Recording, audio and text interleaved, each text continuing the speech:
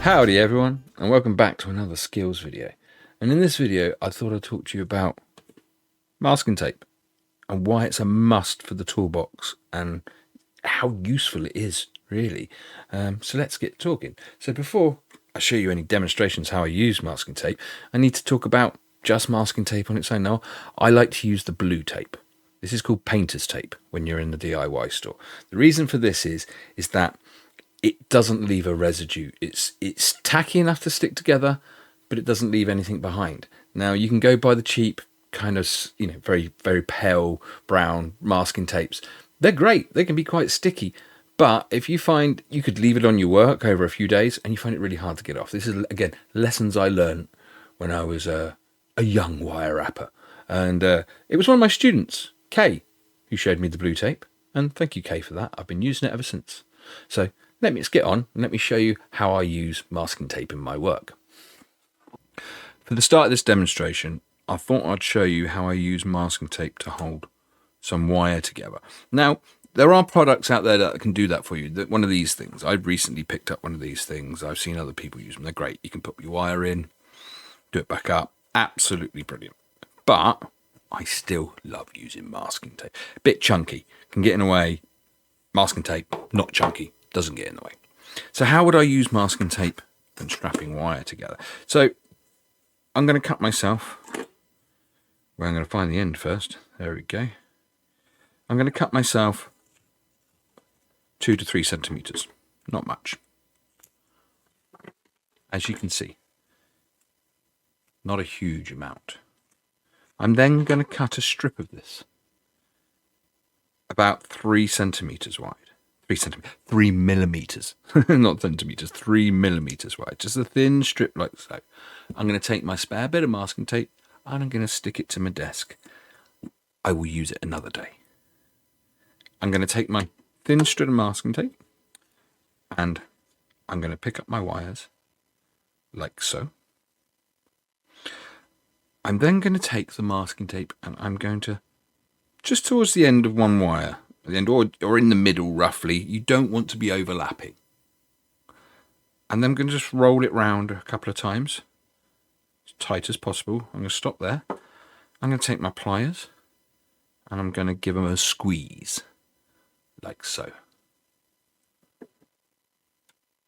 Then maybe take the next lot round, and by the looks of things, I cut too much. I don't need this much. I'm just going to trim off that last little bit. And again, taking that little bit there, stick it to your desk. You might use it again. There we go. I've finished wrapping that round. There we go. That's nice and held tightly together now.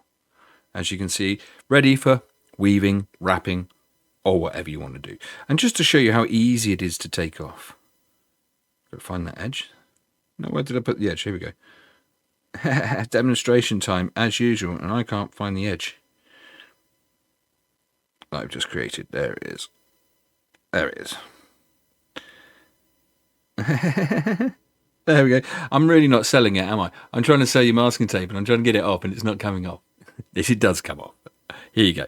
And then it's just easy to unwrap once you've finished your weaving and wrapping. Going back to what I said at the start of the video about traditional masking tape that you would normally buy, like the brown stuff, often this is the point where it becomes harder to take off, especially if you've left it on for a couple of days. It always is a bit tricky. But there we go. I'm going to run that back round, stick that back together. There we go. That's how I use masking tape when I'm strapping wires together. For the next part of the demonstration, I'm going to show you how to find out the circumference of your cabochon by using masking tape. This is a great trick. This is one of the early ones I learned, and this is something I teach all the time in my beginners workshops. So again, right, we want to find the circumference of this so we can work out where our wraps are going to go around the outside so we can pull our wire over to grip it. This will be covered in another video as actually to make a pendant, but let me just show you how to do this. So again, going to take the masking tape. I'm going to pull off more than I think I need. Trim it off. Going to get my stone, like so. And starting at the top, it's just a habit of mine. I like to start at the top, roughly. I'm going to stick it one edge. I'm going to stick one edge to the outside of the stone. I'm then going to bring the masking tape round the outside, like so. This works best with cabochons that do have a bit of a flat side. And I'm going to keep going until I overlap by a few centimetres. Trim off the spare I don't need. Again, take that spare bit, stick it to your bench, you'll use it. There we go. Flattening it down. I'm then going to take my scissors, and where the masking tape overlaps, I'm going to cut a straight line down towards the stone. Now this is the time when a good pair of scissors that's got a point on is what you need. These aren't the best, but they're doing a pretty good job. So you can see that I've got a little bit to go. Now, what I recommend here, this is where you use a scalpel, if you've got one. If not, you can actually get your snips in there very carefully. And just gently, there we go. Cut that piece, there we go. Then gently unwrap it, like so. Oh, and this is where you can take the spare bits off. That's the reason why you cut down where it overlaps, because then you get these spare bits. You can just remove them and put them to one side. We're then going to take a ruler, and we're going to take this and we're going to stick it to our bench, like so. And then we're going to measure.